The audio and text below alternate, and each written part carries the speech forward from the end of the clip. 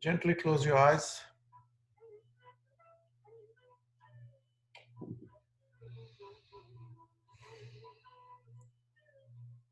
Hands in Namaskara Mudra.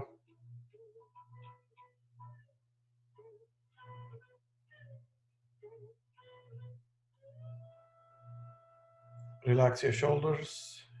Keep your spine and neck erect.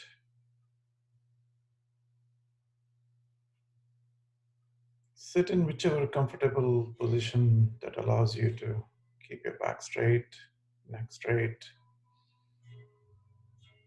Relax your thighs. Relax the ankles. Relax your eyelids. Relax your tongue. Relax your eyeballs. Let everything just settle down.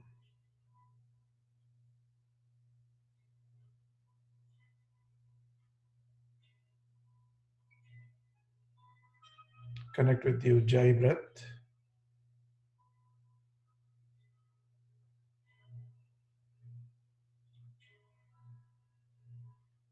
Take a deep breath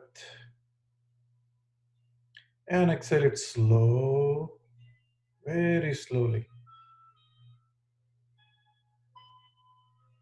The key to the success of breathing is the slowness. We normally unconsciously breathe about 13 to 15 times a minute. But whenever we are conscious, we should bring our attention back to the breath and deepen that breath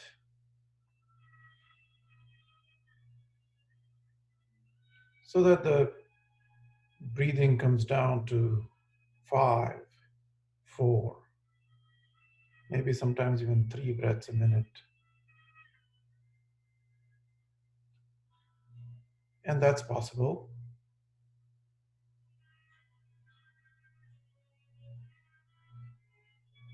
So relax everything that you've got. The spine erect, the Merudanda should be erect.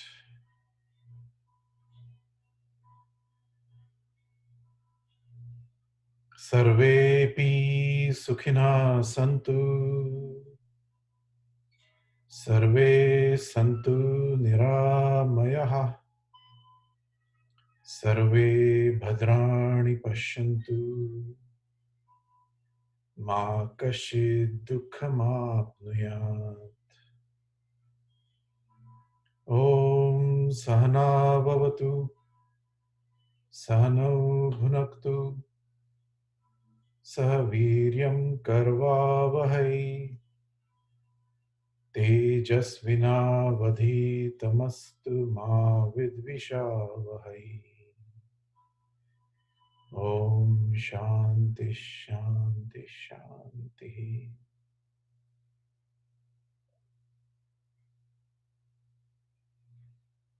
So how does a yogi breathe?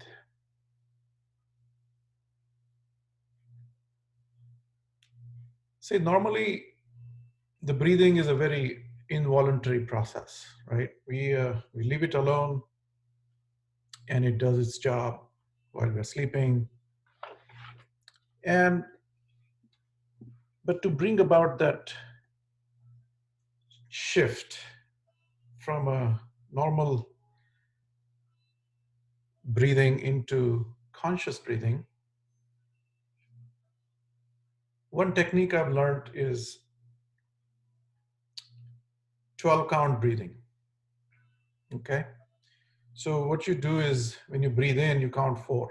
1, 2, 3, 4. You take 4 counts to breathe in, and then 5, 6, 7, 8, 9, 10, 11, 12. Let's practice that for some time before we get into asanas today. So sit in Chin Mudra, and to do this breathing, you don't have to be sitting in Chin Mudra or anything. You could be working on your computer, you could be walking on the street, you could be doing your daily chores and daily activities, and try to remind yourself to do this 12 count breathing. Okay. So I'm going to do a count and you will probably, follow that. And I put a reminder on my phone sometimes to breathe. So every 1 hour or so, it reminds me to breathe. And when I see that, I come back to this conscious breathing and I breathe in this way. So let's breathe in. 1, 2, 3, 4, 5, 6, 7, 8, 9, 10, 11, 12.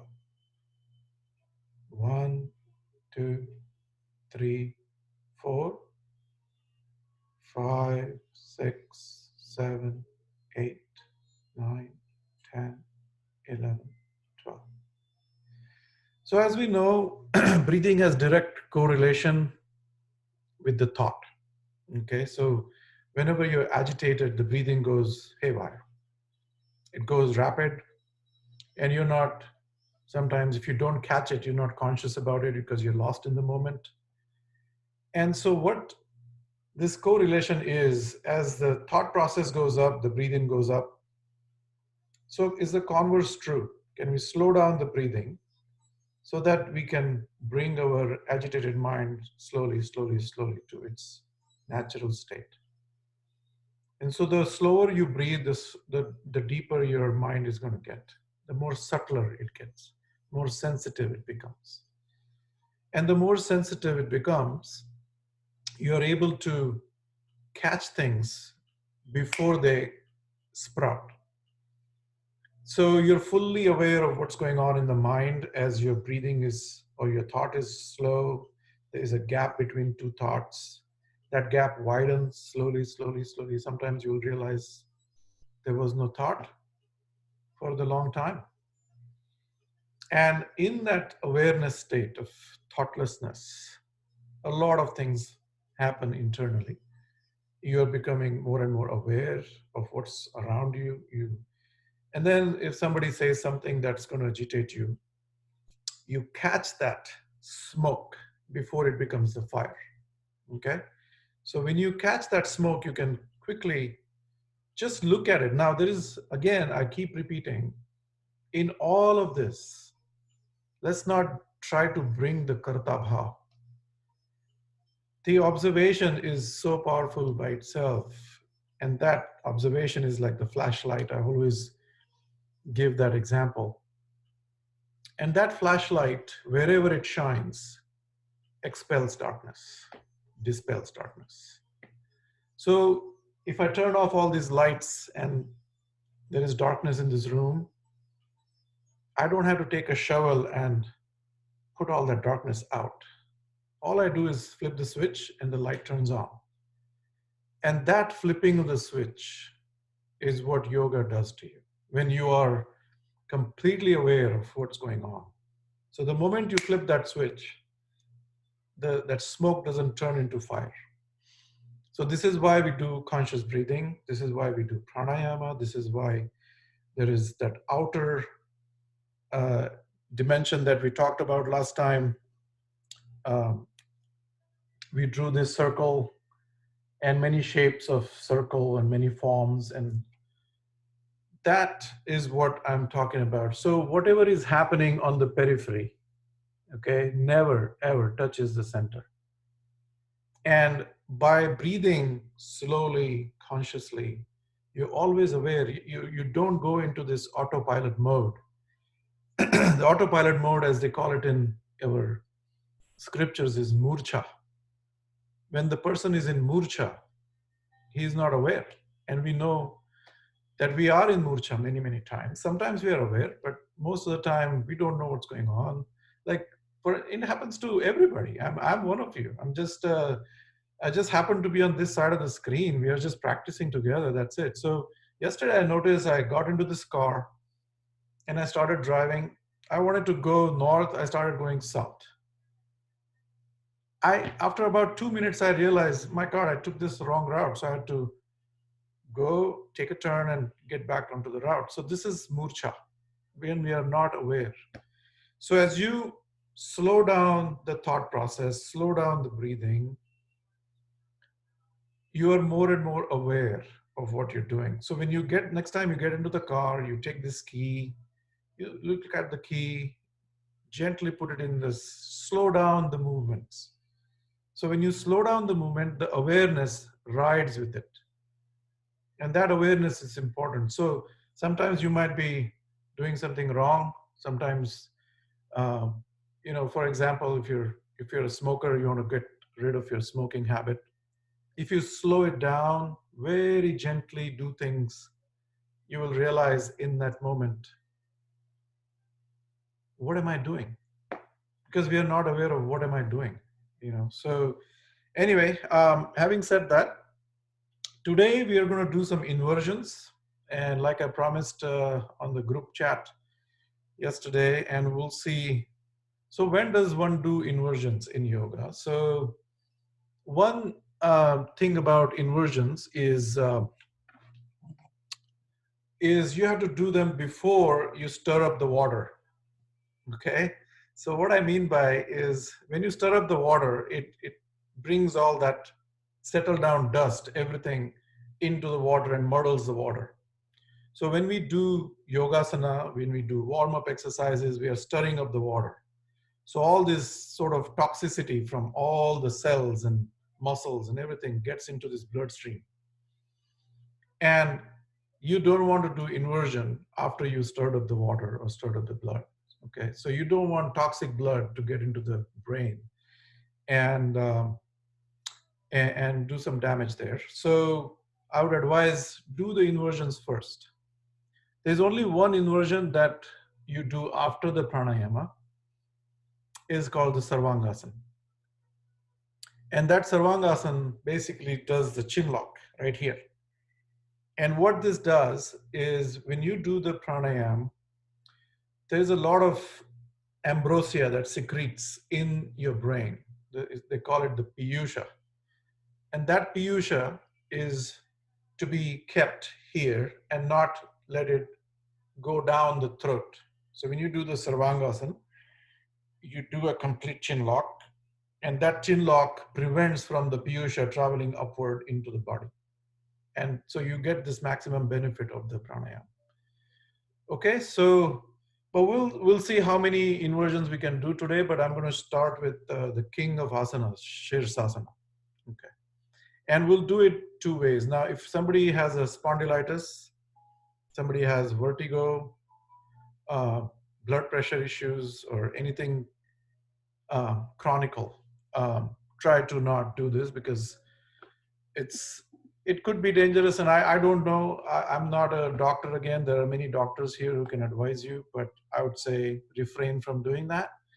So we are going to start with the Shirsasana. So, and then we'll do the chair Shirsasana, using the chair. And the reason is because not everybody is able to do Shirsasana, but there are definitely great benefits of doing that. Okay, mostly for the lymphatic system, which is gravity based, but your like I always say that your calf muscle is the second heart, and that helps in pumping the lymphatic fluids up north. Okay, so it helps, all these inversions do help with lymphatic systems. So how are we going to do this? So now I'm going to have to move my computer to show you what's going on. So I'm going to set it up down here. So what I've done is I've only placed my mat on the ground, okay?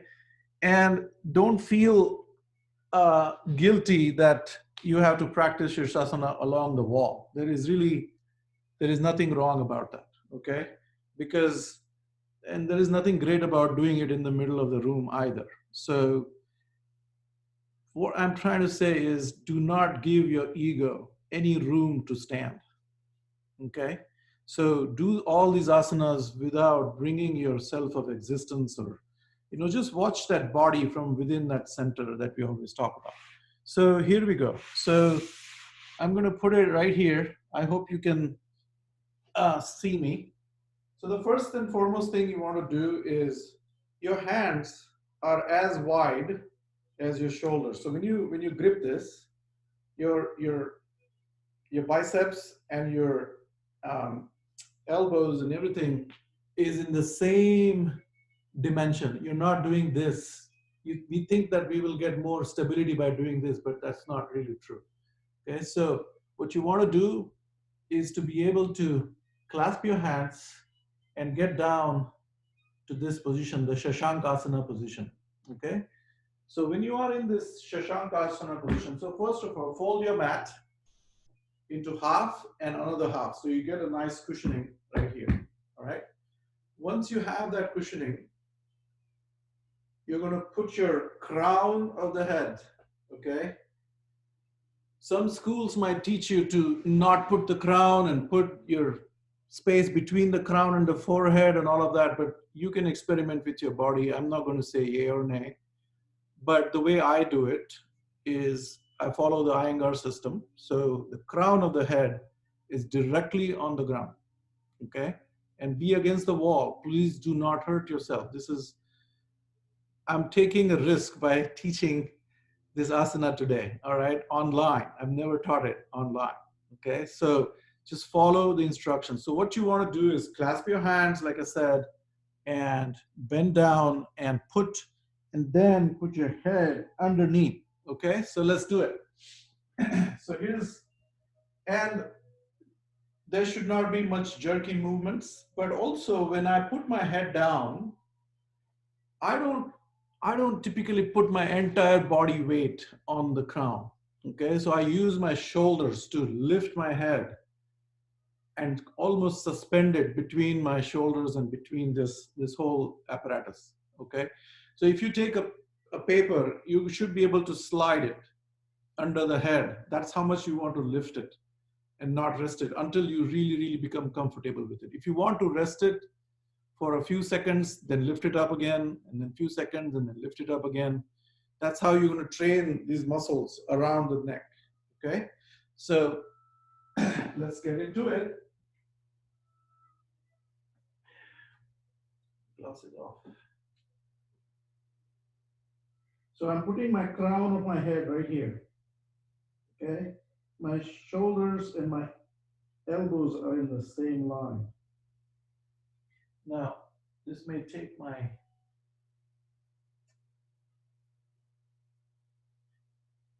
okay, there you go. And then I'm going to rise, and you adjust your head. I'm going to rise,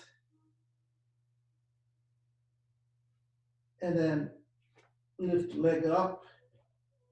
If you want, you can support yourself with the wall, but I typically do it about a foot away and then gently move away from the wall. Okay?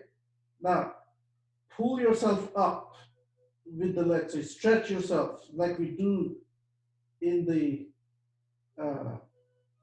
Tadasana. And then gently push pressure with your elbows and lift your head just slightly so you're not fully resting.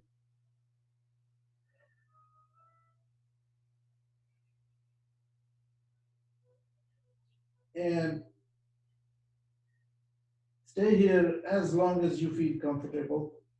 And once you don't feel comfortable, you should come down. Sometimes people do this for 15 minutes, half an hour, and we're not there. Okay, so let's not get your ego about, I'm going to do this. No, no ego. Just observe from within what's happening. And then put your leg down and come down. And then stay here, okay? Do not put your head up immediately. Stay here because all those fluids have flown down, and gently come to the mudra,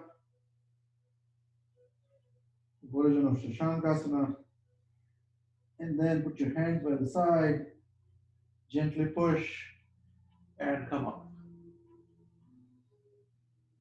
So that is our our normal Shirsasana, if you want to practice that, I would say do this before you stir up the water.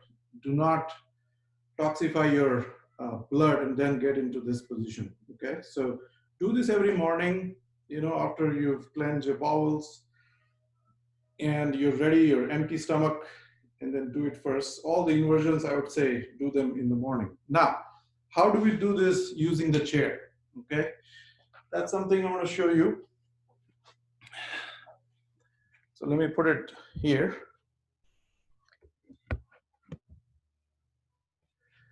Now, before I get into the chair, there is one more inversion I do here using these ropes. And I would really advise serious sadhakas, serious yogis to install these ropes in your room or wherever you find. And I can give you all the prescription and description, the sizes and what size of rope, what length of rope, and how to do all of that. I can teach you all that. So here's where I do it sometimes is I get into this and I pull myself up and then I just go up like this. And I just reverse myself like that. And I just stay here. So my head is barely touching the ground right now. But all my weight is on the hands. And then you can come down and practice halasana right here, like this. And gently put yourself down, put your knees down, and see how my hands are getting pulled. This is a preparation for raising your hands when you do this Samakonasana into 90 degrees. You do that, or you can even use the rope to kind of balance yourself horizontally on this. So you can go up like this and then put your feet up and then do that completely horizontal. So these are all the techniques for using gravity. Okay, they use the gravity to extend your muscles, make them stronger, they strengthen them, but they also stretch them at the same time, right? So when you're doing your, say, Bhujangasana, you want to go back, right? So I can use this ropes for Bhujangasana in the sense I can go back like this and then completely stretch myself up. So this could be a preparation for, and then let the gravity go down, right? So your hands are being pulled and you can do all of that. Okay, so now we're going to do the Shirsasana like I said. So we need two chairs. So take your mat and put that folded mat like this, okay? Put that on the chair. And let it droop down a little bit here so you have some nice cushioning. Okay. Now, I would take a second chair and put it right here. And pull this close enough so that this gap is roughly the width of your neck. And then you need another cushion. So I'm going to put another cushion on this side. I hope everybody can see me. And you can get this a little closer. There you go. All right, perfect. Okay, so I'm going to show you from two sides so you will see it properly. Now, take the glasses off. And then you sit in front of the chair facing them. With your hands, you hold the sides like this. And then tuck your head underneath here. So move the chairs down, get your head in there, and then pull the chairs towards you until your shoulders are in contact, okay? Now, I'm gonna put my hand here. Make sure your thing is on the shoulders. And then go up. So this is a very, very comfortable position because there is no pressure on the head, on the neck, and you're completely supported by the chairs. And if you fall backwards, there's a wall on the other side, so you don't really have to worry about it. This is how you do a chair inversion. This is a phenomenal exercise. Helps all those lymphatic fluids, blood, and it helps the heart at the same time. There you go. So you can do it like this. And then you come down gently. And then when you're down, slide your head out, slide the chair out.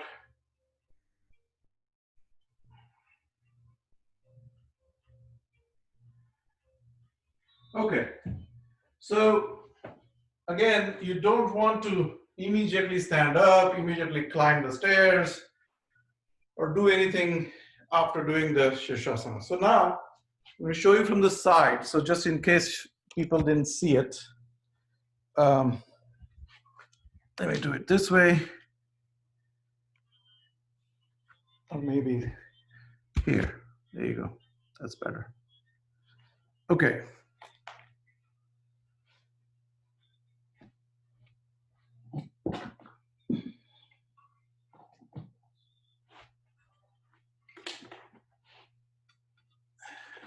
Okay. So kneel down in front of the chair, push the chairs away a little bit, and then put your hands on the side like this, get a nice grip here, and then put your head inside.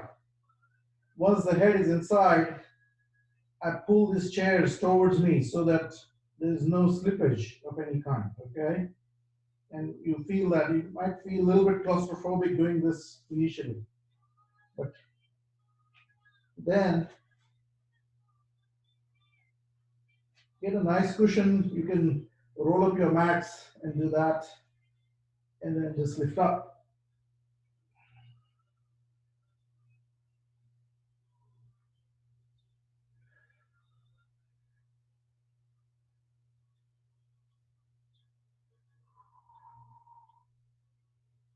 And relax here. There is no need to be stressed about anything or stretch your, be stressed about the body. Just relax.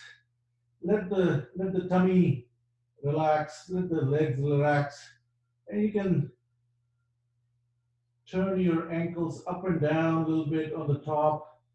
Get the calf muscle going, and that'll pump all that lymphatic fluid back into the system. All right, there you go. So that's the chair Shirsasana. And then gently come up, move the chair away, and relax here. Sit in Vajrasana, and put your hands on the chair, close your eyes, and let the body settle down. And you can do this to about 8 minutes or 10 minutes if you want, or start with 1 or 2 minutes in the beginning. And I know some people who do this for half an hour, and it's possible when you get comfortable with it. Okay, now let's see what other inversion we talked about. Vipareetkarani. There you go. So Vipareetkarani is a very interesting exercise. It's not quite Sarvangasana. It is it's a Sarvangasana without the chin lock. Okay, so you can do it on the bed like here. So I do it sometimes on the bed when the chair is not available. So I'm going to show you how to do that. All right. So you use your bed. Make sure you have a nice cushion here, right? You lie down on the ground, put your feet up like this. And to just lie down here also is a very good exercise. It's very beneficial for your low back. It relaxes, it settles the low back really nice. So if you want to relax after yoga, I would relax like this, keeping your feet up. And it also it reduces the pressure on your heart. It also allows the fluids to come back and settle. But for Vipareetkarani, what you do is You get up and hold the frame of the bread. And then you go up on the bed all the way. And then you raise your feet up. So this is supported Vipareetkarani. For those who cannot really do Vipareetkarani with supporting that by the hands, you can always use this technique. When you're very young, you can easily do these things. But as the body ages, it still needs help. It probably needs more help than when you're younger. It's like a counterintuitive kind of thing. So this is how you relax. And then you can take your hands off and put them by the side and just relax here. Okay? Now I can do this using the chair as well. The other way you can relax is put your feet completely down. So this gives you a natural curve to the back. So this probably you can say it's like a supine bhujangasana, if you will, because you're going backwards, but in the other side. So this could be a good exercise to kind of do the counter pose. When you've done a lot of forward bendings, you can do this and relax your body like this. And I can be here for hours. It's so comfortable. Your back is nicely supported, your legs are supported, but at the same time, the gravity brings about. And try not to look sideways because it's dangerous. So I would just look up onto the ceiling and relax. Okay, so that is Vipareetkarani, and it's also called the Setu Bandhasan. So in the Setu Bandhasan, you basically you cup your butts and completely lift up and put your legs on the other side of the ground. So that's a very advanced pose. So this could be like a initial training of Setu Bandhasan. And then when you do this, you lift up, that becomes Vipareetkarani. So that's very easy to do. Anybody can do it if you don't have any injuries. And it doesn't even do the chin lock here, so it allows the fluids to free flow. And there you go. So now I'm going to side out, come back to where we started, and then turn onto the side and come to the seating position. All right, so that's Vipareetkarani and Setu Bandhasan.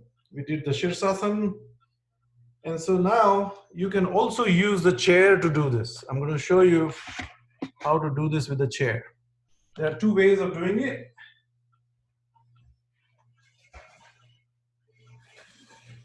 You bring the chair, put your mat on this, okay?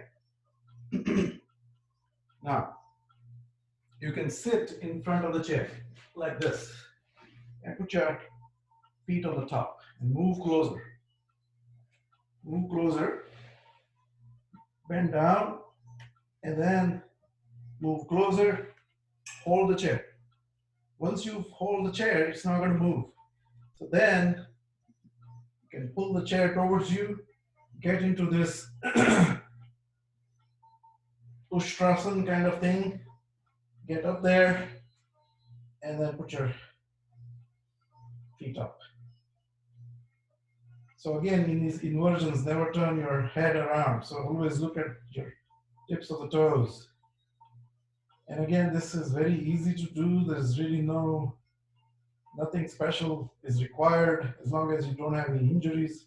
The other thing you can do is put your feet completely on the back and do a semi-inversion like this. And see if you want to move up, even more up on the chair. Pull the chair towards you. At the same time, use your shoulders to slide down. And you're slowly getting into Sarvangasana, as you can tell. Now I can also do ardhahalasana, use the bed, pull the chair towards you so your back doesn't round off. Keep pulling and rest your feet on the bed. Or you can put another chair at the back and rest them here.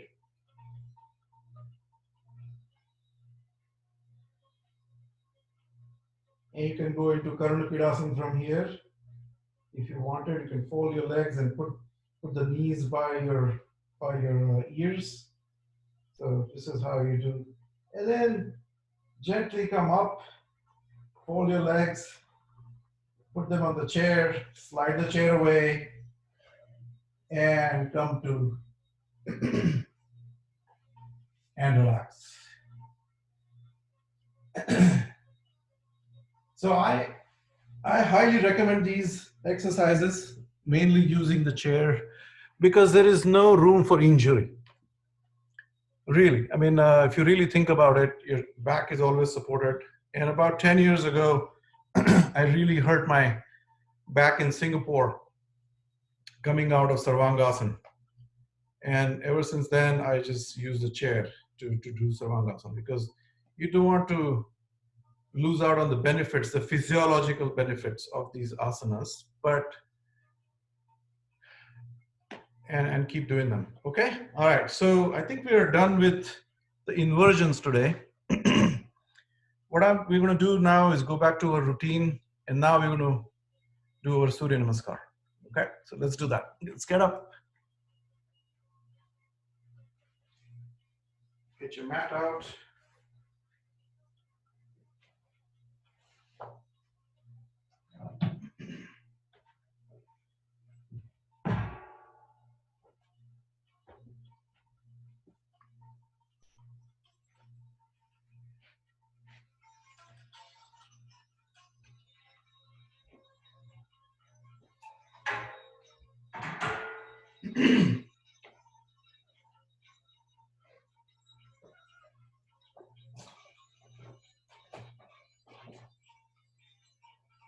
Okay, let's get ready.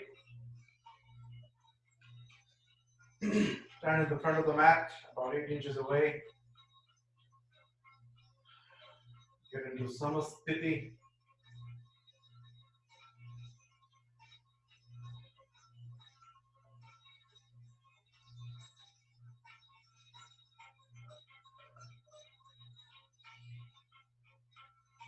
Om Hiranyena Patrena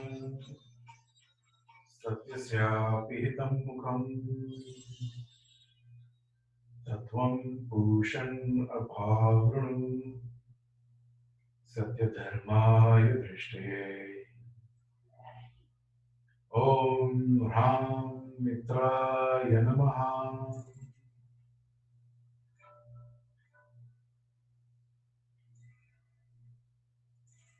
So keep that circle in the mind.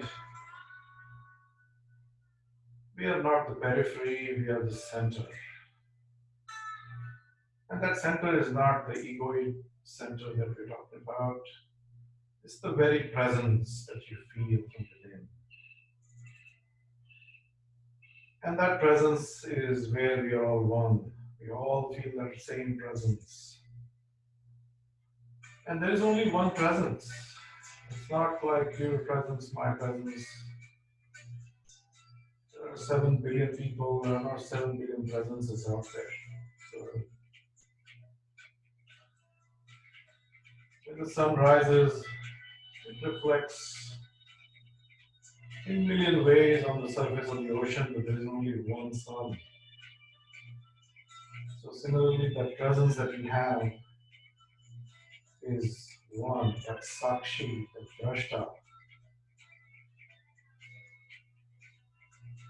Slide your palms down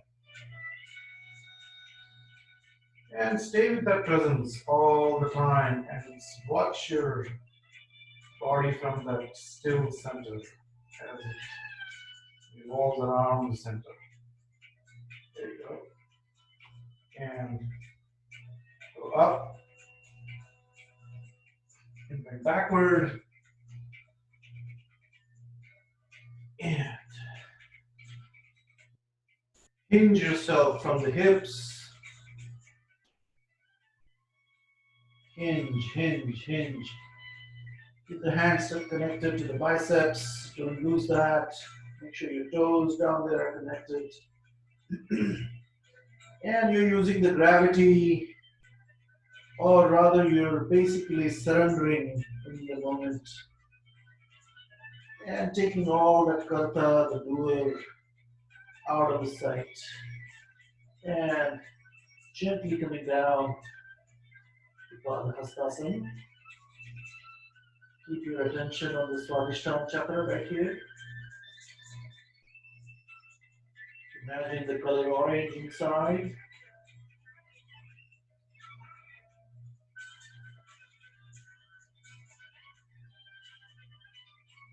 And then take your left foot back.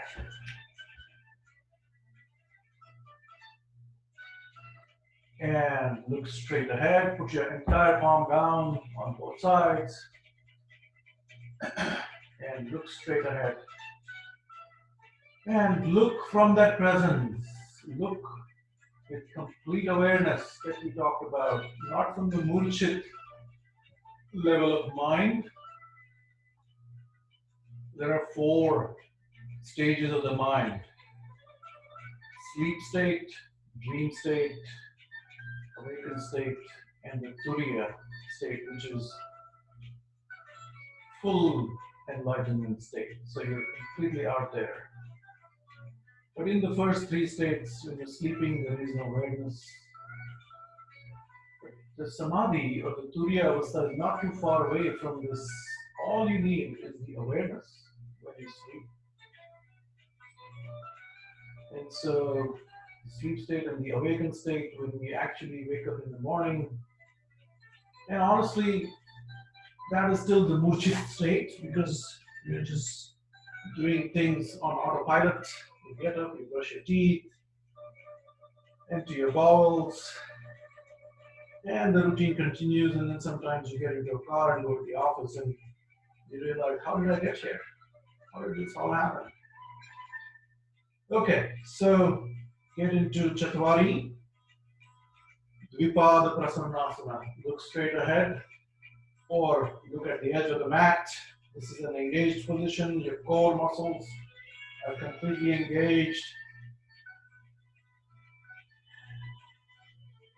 And the awareness at the Agnya Chakra, the center of the eyebrows, the third eye. And then put your knees down. And don't move your hands. Keep the hands where they are. And then tuck your head inside and put your forehead to the ground. And see how much you can stretch without moving the hands. And then gently rest your forehead on the ground. Take a few normal breaths.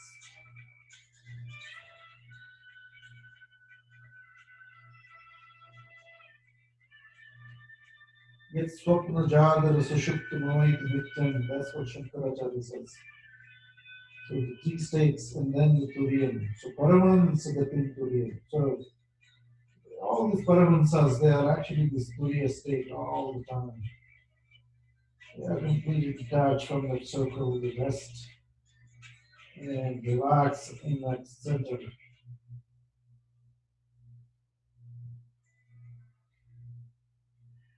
And then breathe in and come up. Come to Sashtanga Namaskar, curl your toes at the back, and be completely aware of what you're doing. This is why I believe in doing yoga very gently, very slowly, because you want to be able to keep that awareness and not mechanically do it, not do it with murcha. So let's try to be in this amurchit state of mind. Let's awaken ourselves and breathe normally here.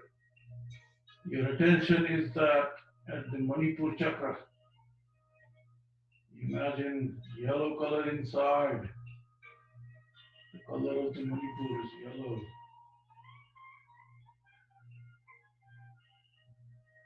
And take a deep breath and come up, breathe in, and when you get into this final pose, you exhale. And breathe normally. This is again an engaged Sarpasana position. It's also called Urdhva Shvanasana. It's like up dog. And look up as much as you can. This is not Bhujangasana, so your knees are hovering over the mat. And you're looking up. And breathe in and come to Sumeruvasana, Bhudharasana, Adho Mukha Shvanasana, Parvatasana. And this, I like this position because it strengthens your shoulders. It also helps your heart because your head is below the heart. Helps with the blood flow to your another kind of a semi-inversion, if you will. And see if you can touch your heel to the mat. If you can't touch it, see if you can alternate the weight on this. Some schools do not advocate this, but I don't see a problem doing that. It actually stretches your calf muscles really well. And you can also, if you don't like to do the walking, just lift your leg up and then rise on your toes. Rise and then push with your hands. Rise, push, rise, push, push, push, and then put your heels down. Spread your entire palm so you get a nice grip on the mat. See that your index finger is parallel to the edge of the mat. And look at your own navel. Put the Jalandhar Bandha right here.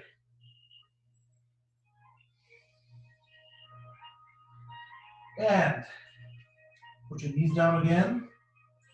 Exhale and go to Shashangasana. Completely relax.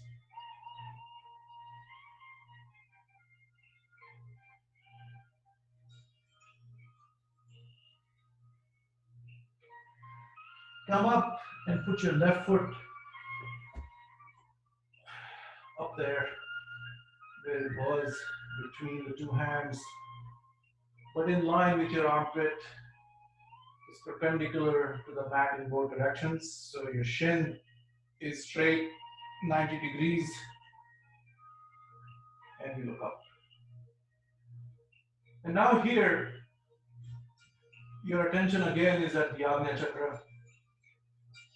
And be fully aware of what you're doing. Let's not get ourselves into this mechanical mode and just do the yoga. The yoga is to be practiced with complete awareness. Everything that, even when you move your hands, you should know why you're moving them. Why? What's the reason to do that? Why are we getting into this pose? Are we aware of this entire composition? What is it doing to the body? What is it doing to the mind? What subtle changes are happening within? Let's develop those sensibilities by doing yoga. Again, it's not about the doing as much as it is about the understanding. To understand something, let's say if I want to understand the ocean, I have to completely go to the bottom of that ocean and sit down on the seabed, and I get a complete stock of the ocean. When I get the complete stock of ocean, it develops a certain level of understanding in us. And this is what yoga helps us, whenever you are in a problem, you go to the bottom of the problem immediately and you come up with a solution. And you're not perplexed and you're not confused and you're decisive. And this is how your efficiency is going to go up. Okay, so being decisive comes from the understanding, right? So when you are doing yoga, you have to understand this entire state of physicality, at the same time the entire state of psychology at the mental level, and then maybe someday we'll have this understanding of the spiritual level. But let's be aware from the tip of your nose all the way to the tip of that back toe, which is pointing backward. The nose is pointing this way, the toe is pointing that way. So you're trying to expand your consciousness in both the infinities, backward and in front. So in the front, your eyes are looking way out there into infinity somewhere in the Ananta Samapatti. And that Prayatna Shaitilyam Ananta Samapatti Jam, that is what Patanjali is pointing at, is complete surrender. Now, there is no surrenderer inside. The surrender means you take stock of that present moment. Every moment to moment to moment to moment, you are aware of what's happening. You don't let any of those moments slip away. And that is the only thing we have. We have the present moment. That's it. So here you go. Put your right foot up and see if you can grab your calf muscles from the back and hold yourself in. And then put your hands by the side, ardhahalasana, join your palms, and you come up. And when you're making these moves, observe yourself, what the body is doing. Go gently, be fully aware of what's happening. Complete awareness. Okay.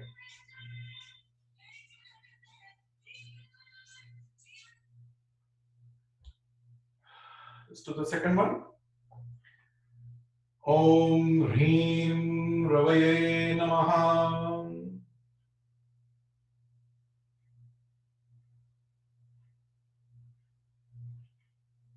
Let's recap what we just said.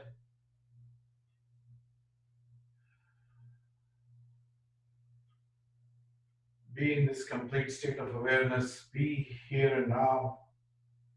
Now that this whole be here and now business has been way overexploited, I feel. So it becomes mechanical after a while. Be here and now, be here and now. It becomes a mantra. And that mantra again puts you back into the murcha. So how do we then, how does one do this? Now, the moment you ask how, the karta bhav comes and says, okay, I'll help you. I'll help you to do it. Let's be in the present moment. And the moment you do that, you give room for the karta to stand upon something. And the idea here in this yoga and all this exercise is to dissolve that karta bhav, dissolve it. Can't get rid of it, but you can dissolve it. Like that salt doll jumps into the ocean to measure the depth of the ocean. And by the time it reaches the depth, it is all becoming one ocean, one with the ocean. So let's not bring any karta, any doership, because doing means consciously doing something needs the karta, the doer. Doing needs a doer. So then here what we do is we completely take stock internally through the observation of the present moment, of the mind, of the body. You keep moving backwards, neti, neti, neti, neti. And you will hit that wall behind and then you cannot move any further. That's the true presence, the Sakshi, from which everything happens, everything springs. So let us be fully aware from inside what the body is doing. And you hinge yourself, hinge from the back. And gently put your hands down and see if you can look at your own knees.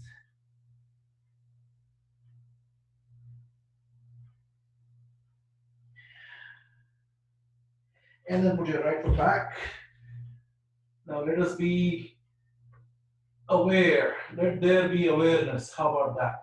So let there be awareness. That means there is no doer required. Let there be on its own accord. Let there be happiness.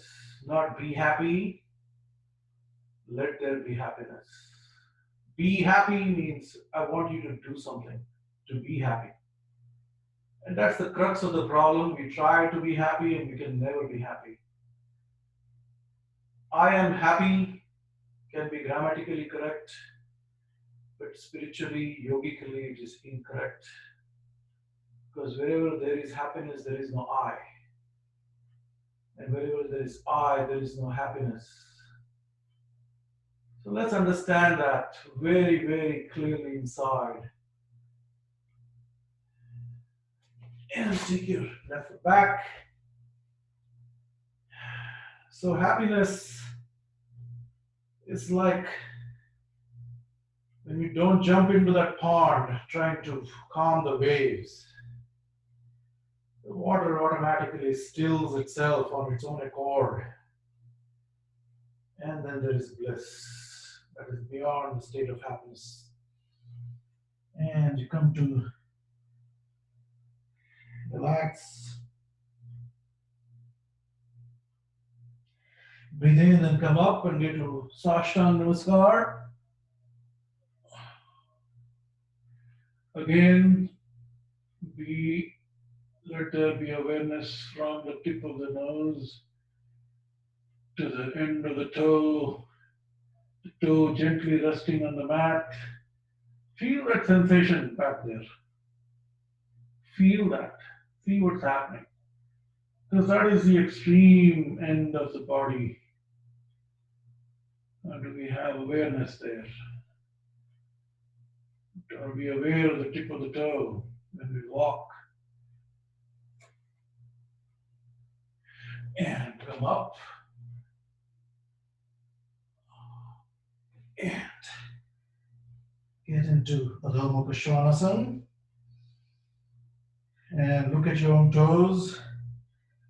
And gently try to see if you can look at your own tummy. Put that complete Dharana Bandha right here. And come to ninth position. And put your right foot up. And look straight ahead. And in that looking, let's not label anything, just look with open focus. We're not looking at something, but we're just looking in the space. Just take complete stock of your body from the tip of the nose to the back toe out there. And try to not be getting into this murcha. Now, trying implies action, but I'm talking about observation only. So bring that awareness of observation and just look. And that observation is infinite. If you really think about it, that Ananta Samapatti that Patanjali is talking about is right here in that observation.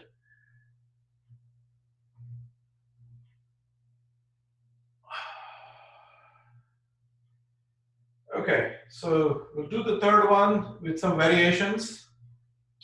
It's 8 o'clock, so we'll do quick variations of that. So, Room Surya Namaha. Okay, there you go. Om Room Surya Namaha.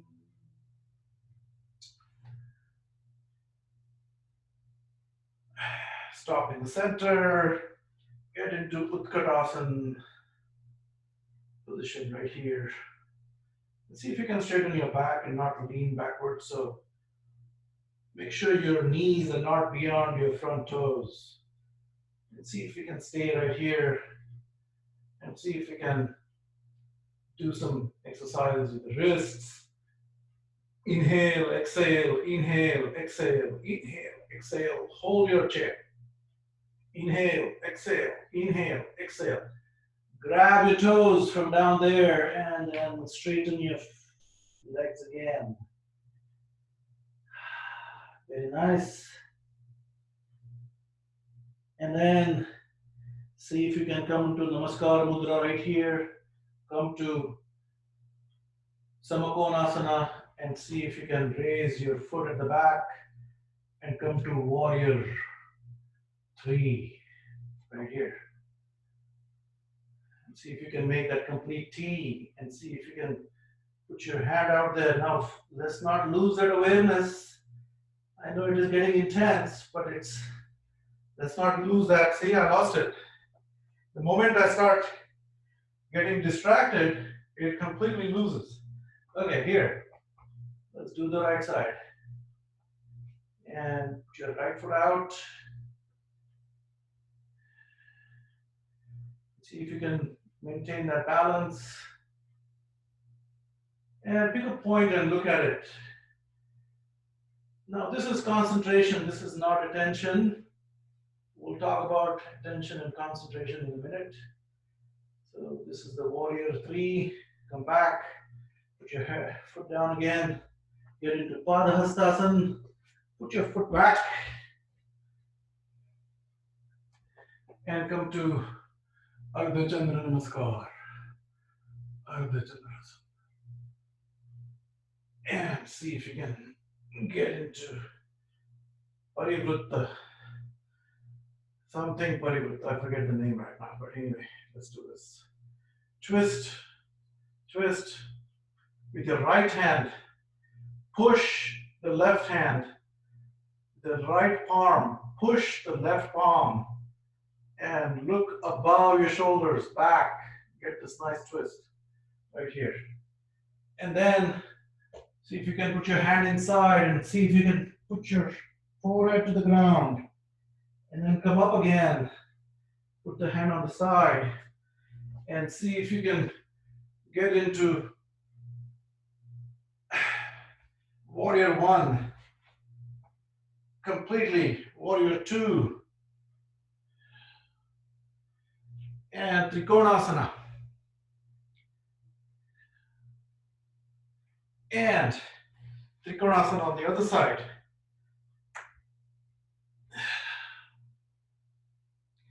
And warrior 2 on the other side. And warrior 1. Come back. Turn. Come back to Ashwasanchalan. Put your hand, right foot at the back.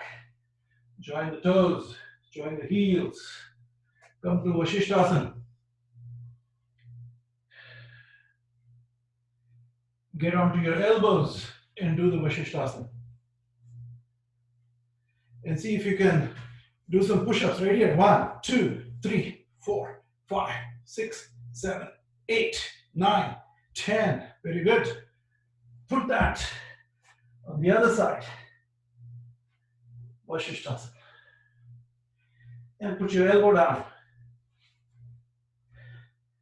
1, 2, 3, 4, 5, 6, 7, 8, 9, and 10. Very good.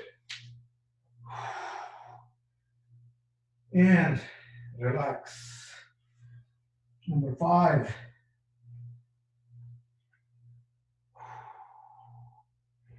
And come to Vajrasana. Stay right here. Just calm your mind down a little bit. Calm the body. And see if you can stretch your right foot up.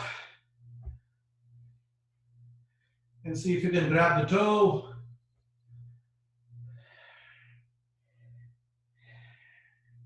Make sure both the sit bones are perfectly balanced.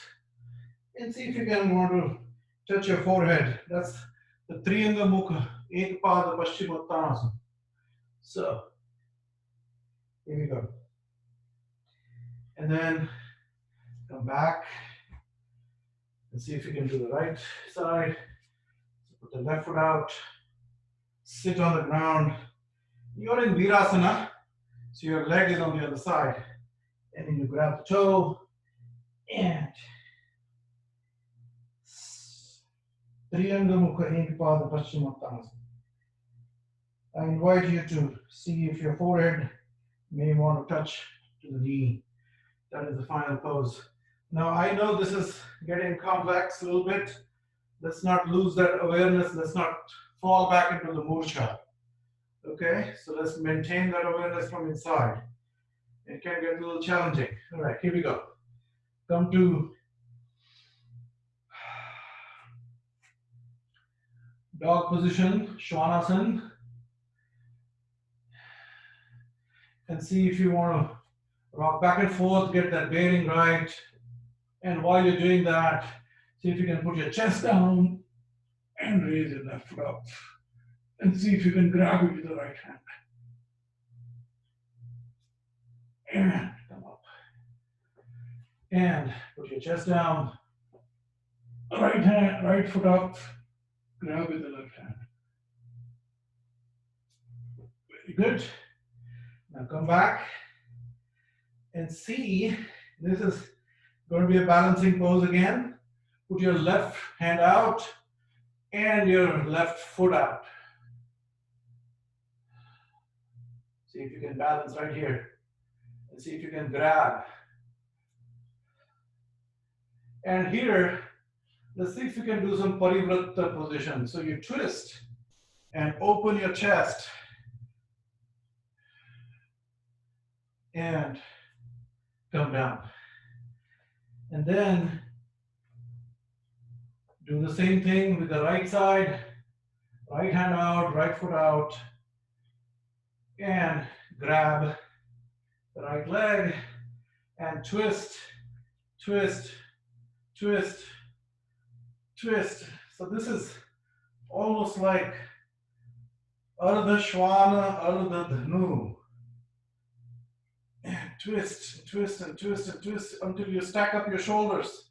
Keep twisting. And come back. Very good. Then we're going to Sashtanga Namaskar. Relax.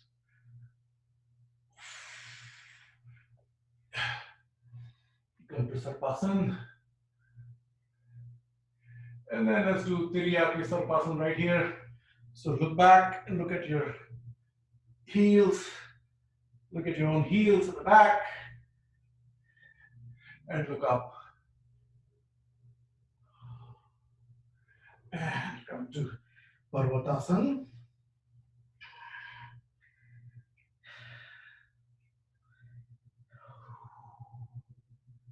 Very good. And then take your right foot up and come up. Touch the right wrist and then go back again. Touch the left wrist and go back again. And slide your foot completely out. And then go back again. And then this time rest it down and put your. So we are creating that whirlwind out there at the body and mind level. Purposely taking ourselves into uncomfortable situations. And when you do that by choice, there happens psychological growth inside. That psychological evolution, that growth is of utmost importance, mainly in the situations where we are today. All lives matter or Black Lives Matter. So ultimately, we are all one.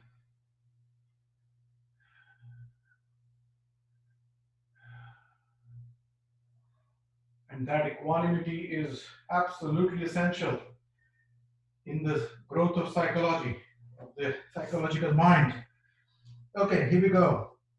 Then you lift up the left leg and touch it to the left wrist. Go back out.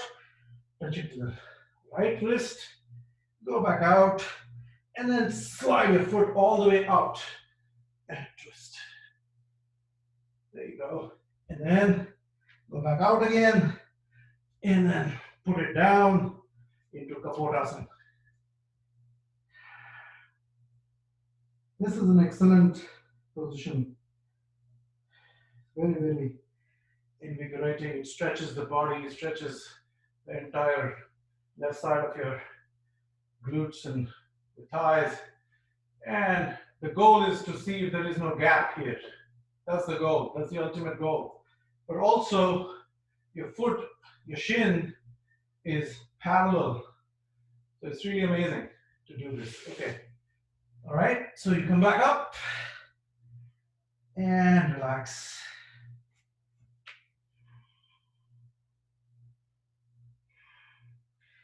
And then put your left foot up. And come to ardhahalasana and get into warrior one, get into warrior two, get into trikonasana, and get into trikonasana on the other side.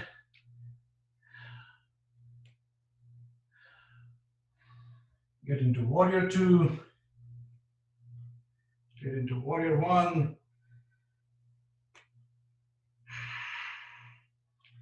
and then come back and come back to Ashwasana.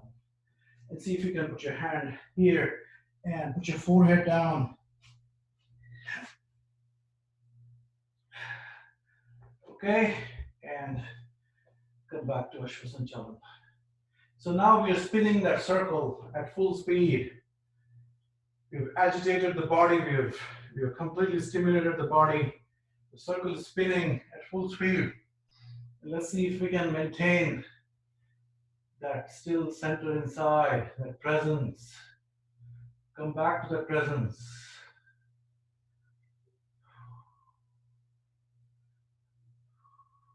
You can do Mukha right here.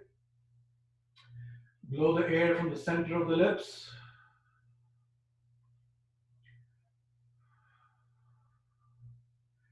And then come up.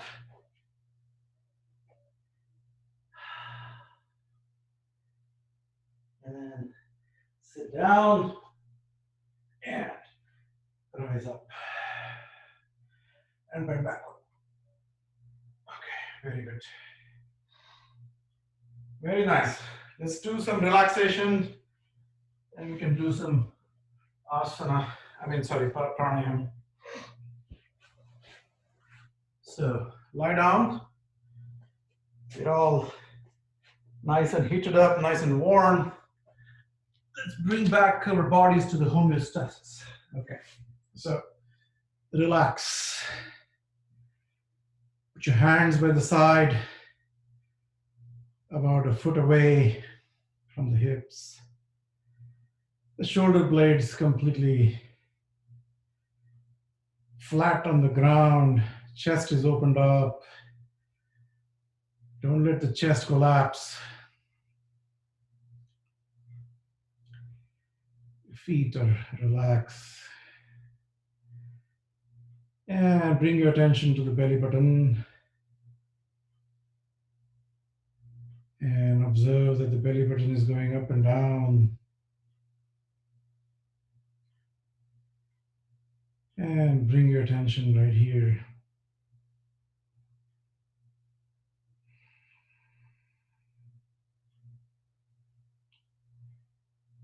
And observe that the heart rate is coming down. The breath rate is coming down. And blow from the center of your lips very gently.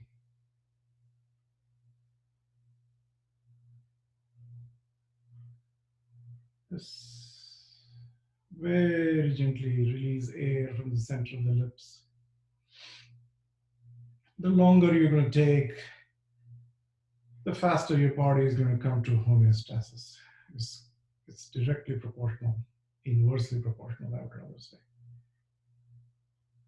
So the longer you breathe out, the faster your body will relax.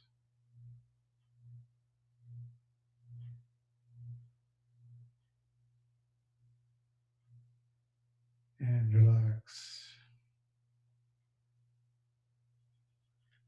And bring your attention to your navel. And let's draw a straight line from your navel to your ceiling. And let's drill a hole in that ceiling. And drop a rope. That rope could be the umbilical cord. That rope is how we are psychologically still connected to the cosmos. They say that you're connected to the 7 generations ahead of you, 7 generations behind you. And these 14 generations is where we are connected. So let's start climbing that rope like a monkey. Climb it, climb it, climb it, go up, up, up. And when you're midway, look down. See how far you left your body. And go through this hole. And look down through this hole at your own body. And the whole new world opens up the moment you come out through this hole on the other side.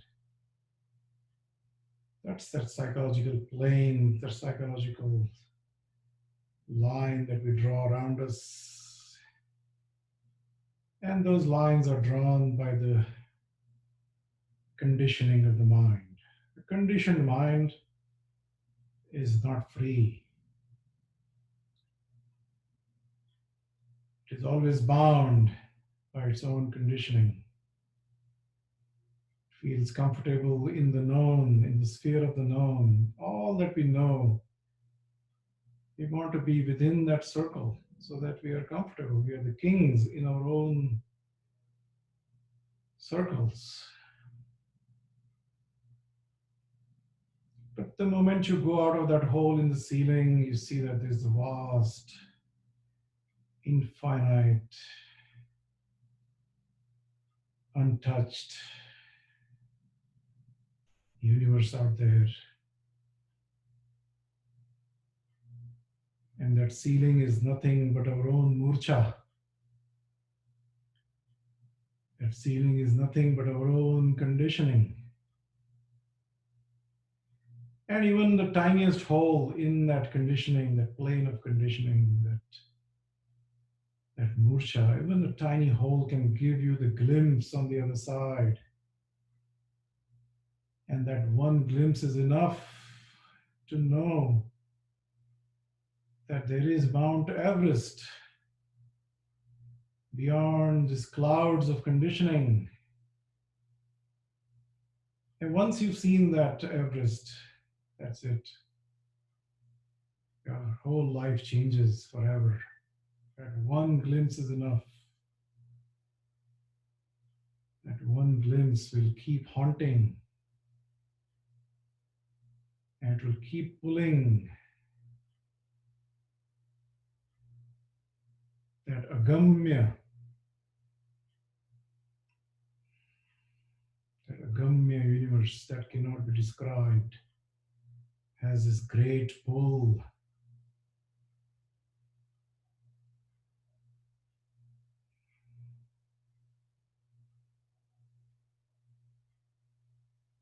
This is what Arjuna saw in the Gita.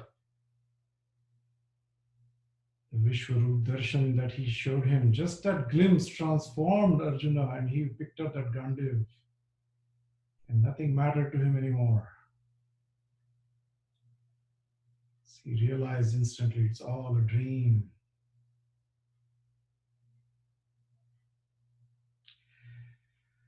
Okay, let's raise our left hand up, turn to the left side, put your right hand by the chest and gently look down and push with your right hand and let the head come last up. Don't be in a rush to come up.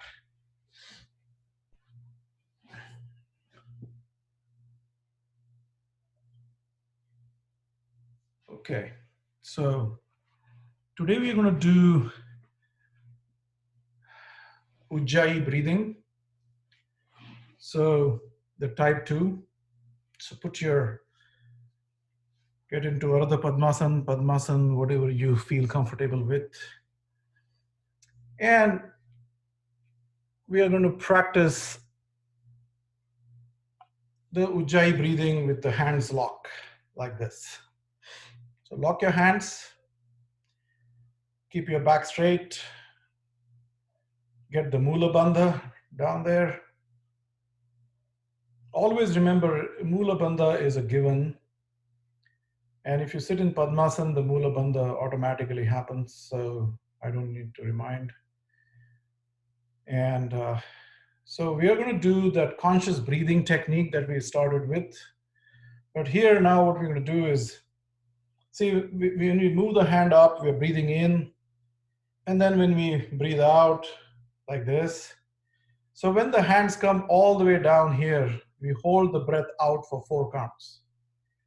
Then for the 4 counts, we're going to breathe in, hold the breath in for 4 counts. And then we do 8 count breathing out gently. Okay? So I will do the counting and you just follow the instructions. I hope everybody understood. 4 counts at the bottom, no breathing. Breathing is out. That means it is rechak. That means it's bahya kumbhak. Breathe in 4 counts. Hold the antar kumbhak for 4 counts. And then breathe out, exhale, and coordinate your hand movement with your exhalation. Okay? So this is a little bit of advanced technique of breathing with Ujjai. Now you can, I do the loud Ujjai, not the conch shell kind of, you know how you hold the big conch shell? Have you ever held that by your hand? You hear the sea breathe. You hear it inside a conch shell. I do that all the time. I have a little conch shell. Try it at home. So anyway, that nautilus makes that sound, and that is the sound that you create by creating the friction in your epiglottis, in your throat. But today we are going to be louder. We are going to make this sound like you should be able to feel that breath. It's cleansing the Sushumna Nadi along your spine. That's what it is doing. Okay, that Sushumna Nadi has all these murcha, the conditioning, all of that is in that spine, that instinct. That instinct is what is stored, and that instinct comes in our way many, many times. Okay, it is useful sometimes, but sometimes it is not useful. Okay, let's breathe out completely. Exhale. 1, 2, 3, 4. Inhale.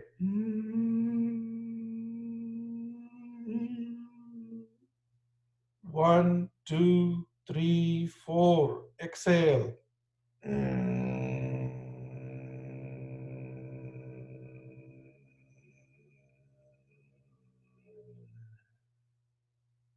1, 2, 3, 4. Inhale.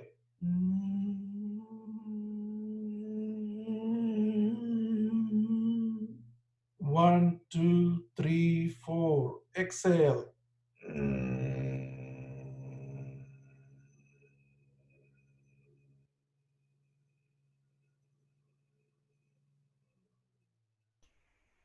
1, 2, 3, 4. Inhale.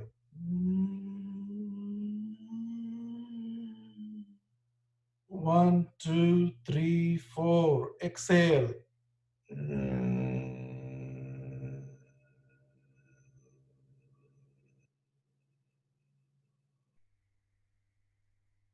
1, 2, 3, 4. Inhale.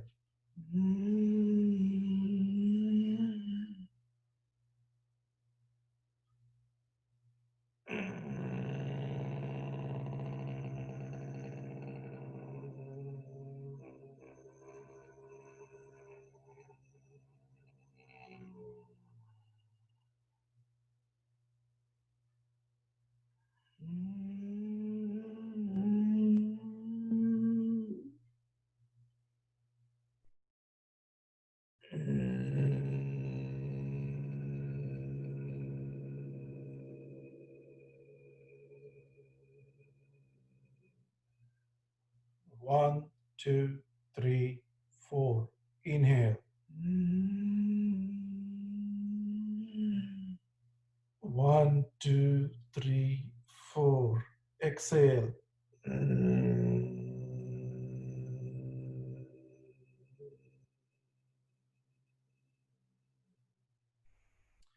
So when you're exhaling, you're making the journey in your spine, along the spine, all the way to Agnya Chakra. So when you're here, you inhale,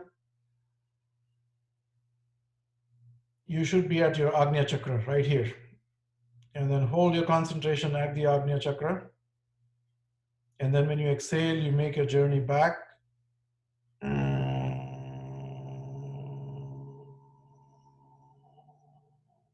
Till your Anahat Chakra. So your journey is between the field of intuition, Anahat, Vishuddhi, Agnya, and your Sahasrara. Okay, so this is the field of intuition. This is where we rise above the animal kingdom. And many people, there is a certain level of sukh in dropping down into this animal kingdom. And that sukh, many people do that by intoxications, by drinking, through various methods. And that intoxication can stay only for some time, and then you're back to normal. And that suffering that we never get rid of, all that conditioning, that is what makes us suffer. Conditioning is the root cause of suffering, because that conditioning is drawing a circle around you. And that field in which we exist, that is nothing but an illusionary field of psychological field that we've created around us. And that prevents us. It's like we are in this tiny little aquarium inside the ocean.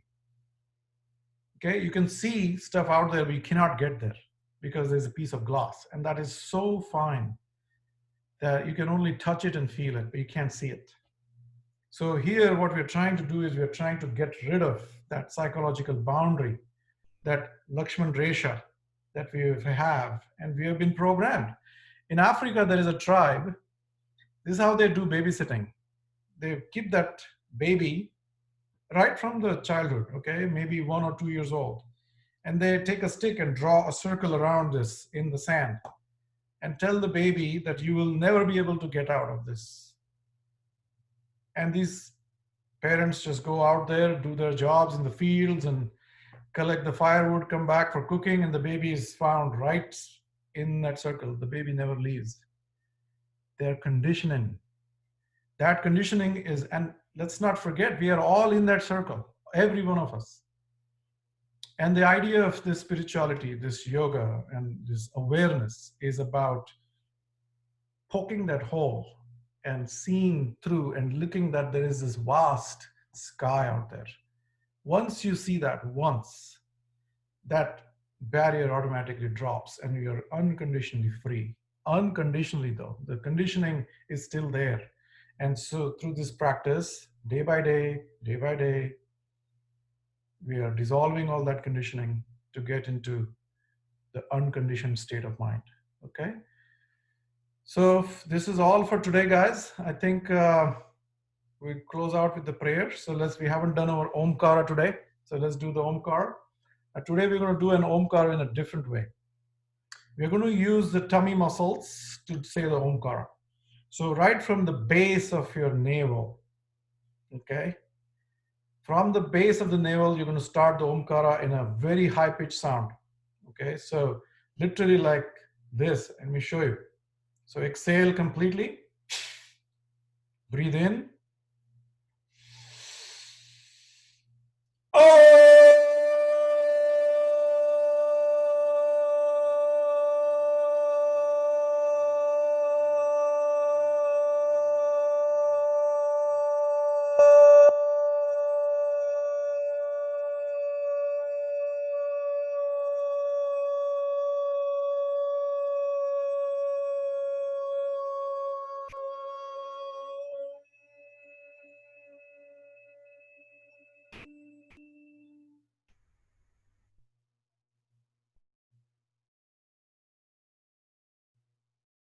Let's do it.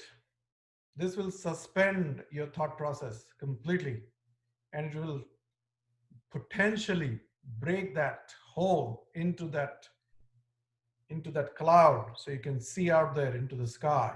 So let's try it. Use your tummy muscles like we use in the Kapalabhati. So use those tummy muscles to completely, from all your being, every cell should say Om, okay? Not just, oh, no, none of that. Yell at the top of your voice as though you're in despair. Let's see what happens, okay? Oh!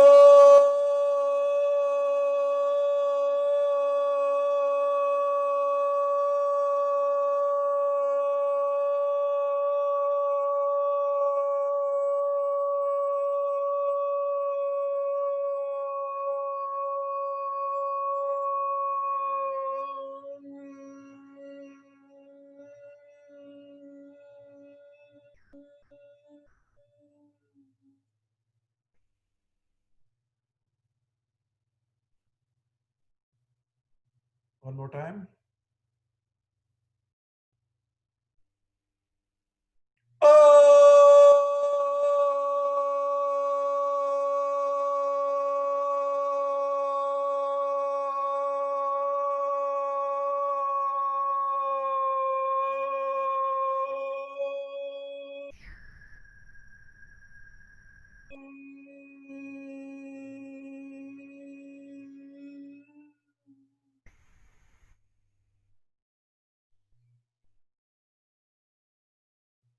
Yogena chittasya padena vacham malam sharirasya cha vaidyakena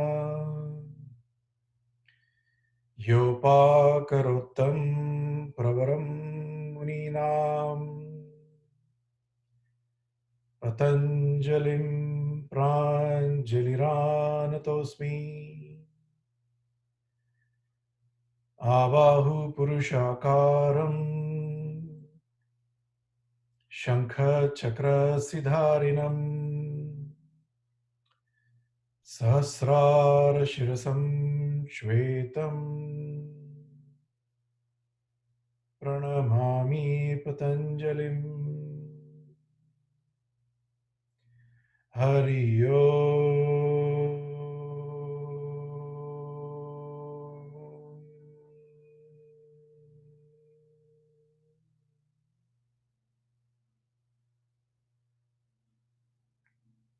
Rub your palms.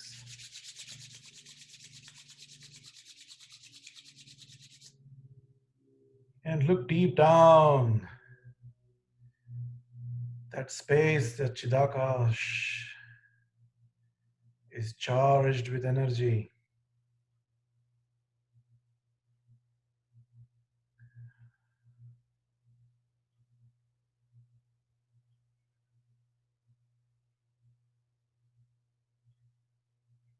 Rub your face, your sasrar, back of the neck, and all over your body.